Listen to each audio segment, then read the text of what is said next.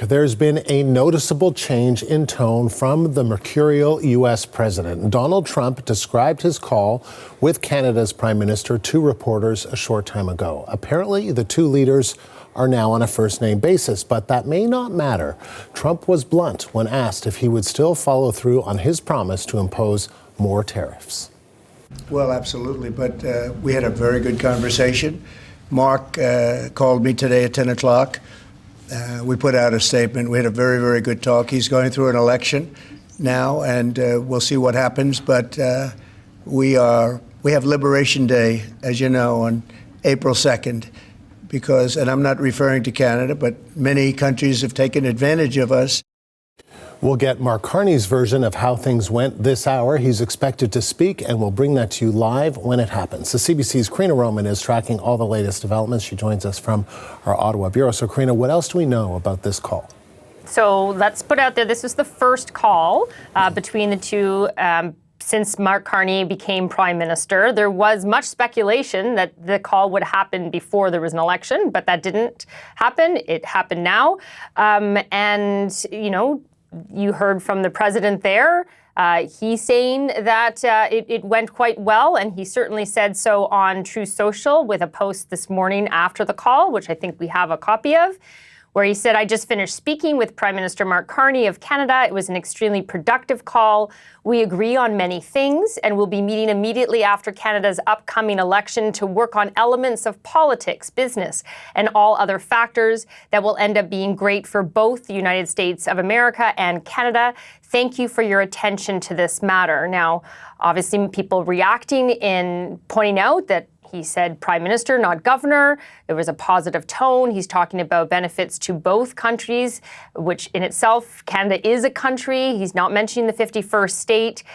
He does seem to understand that there's an election and this cannot be worked on while there's an election in Canada. So shortly after that, there was the Prime Minister's readout. It's a bit longer, but I'll read some highlights. He also said it was a constructive conversation about the relationship between the two countries. The leaders agreed to begin comprehensive negotiations about a new economic and security relationship immediately following the election. In the interim, the leaders agreed that conversations between Minister of International Trade Dominic LeBlanc and the United States Secretary of Commerce Howard Lutnick will intensify to address immediate concerns. Mark Carney, it says here, also told the president that he hopes to earn the right to represent Canada in those discussions that he has committed to after the election, and also making sure that the president knew that there was still going to be retaliatory tariffs if and when there is an announcement from the U.S. of those reciprocal tariffs on April 2nd. So that is the take from both sides. Obviously, people parsing the words and trying to figure out what they mean and what this means going forward. We are waiting for Mark Carney to tell us that in his next media availability. But, you know, when you talk about a new comprehensive negotiation, that's where a lot of people's questions lie, is what does that mean? What does that involve? Because Mark Carney yesterday did talk about the ending of at least the relationship between the two countries up till now as we've known it. So what would that new relationship look like? Yeah, lots of important questions. So what about reaction, Karina?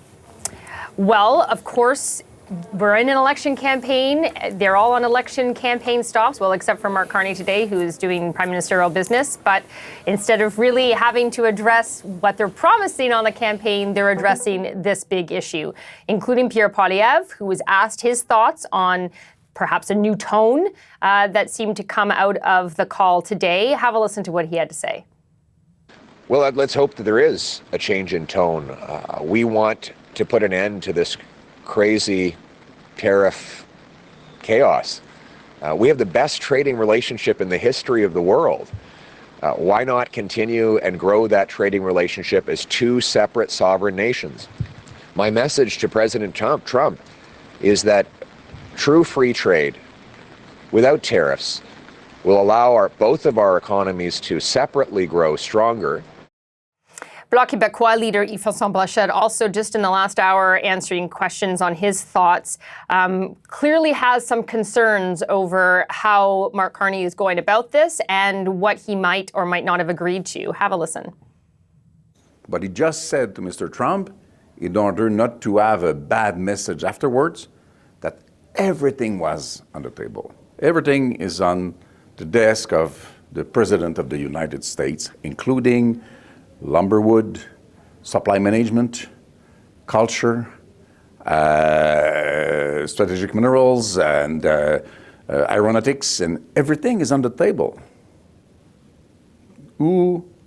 Where did he take the mandate to say such a thing, which might prove very dangerous?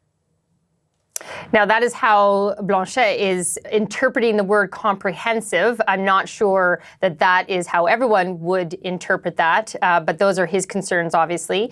In terms of the premiers who were also on a call today with the Prime Minister in a First Minister's meeting, Manitoba Premier Wab Kinew talking about what he wants to make sure is not on the table from a sovereignty point of view. Have a listen. What I want to see, both as a Premier and as a Canadian, is in any negotiation with the U.S., any talk of 51st state or any threatening of Canadian sovereignty or any undermining of our country, that's off the table, that's a non-starter. I want that to be a precondition of our negotiations.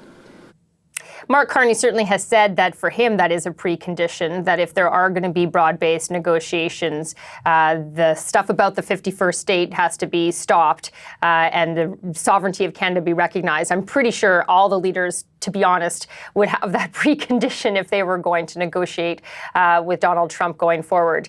Other premiers, including BC Premier David Eby, also talking today. He perhaps is a little bit more skeptical about the change in tone. Have a listen to what he had to say.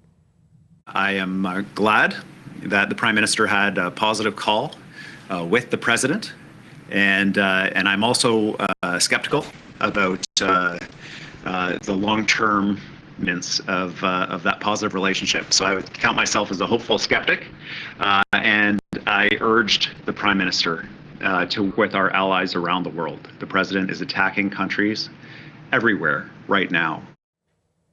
So, I think that most people would say he has every right to be skeptical because of how up and down this roller coaster has been since Donald Trump became president, and certainly what a roller coaster has been since he's become president in his attitude and dealings with Canada, especially with us and to us. So it is a very much wait and see kind of thing. And now that this is done, and we will, of course, hear, as I said, from Mark Carney at his next media availability, but you wonder whether, okay, things are now, the call has happened. We know who's in charge of talking over the next month. That would be Dominic LeBlanc and Howard Lutnick. Do we then just wholesale go back to campaigning and only have to worry about that? Oh, no, wait. April 2nd. When we hear about the reciprocal tariffs, we could be back here again talking about Donald Trump during a Canadian election. Yeah, yesterday we saw Mark Carney, in kind of Prime Minister mode, right, with the lectern, the Maple Leaf on the lectern, in a more official. Now we're seeing, I think that's the Port of Montreal, and it looks more like back on the campaign trail. But we'll see how that all plays out, Karina. Thank you. CBC's Karina Roman, live in Ottawa.